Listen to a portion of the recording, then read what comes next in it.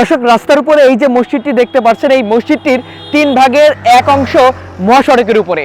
এটা কিশোরগঞ্জ থেকে ঢাকার যে মহাসড়কটি রয়েছে সেই মহাসড়কের ঠিক একেবারে রাস্তায় অবস্থিত। এবং আপনারা যদি লক্ষ্য করেন দেখতে পারবেন এই যে ঠিক যে মেম্বরটা দেখতে পাচ্ছেন সেই মেম্বরের অর্ধেক অংশ কিন্তু রাস্তার উপরে। এবং কতটা ঝুঁকিপূর্ণ এই মসজিদটি সেটা বলতে আর বাকি থাকে না। আমি যদি একটু সামনে দেখাই দেখতে পারবেন সামনে কয়েক গজ এগিয়ে গেলে একটি নতুন মসজিদ, টাইলস আলাম মসজিদ রয়েছে। তবুও কেন এই মসজিদটি এখানে আছে সেটা আমার মাথায় আসছে না।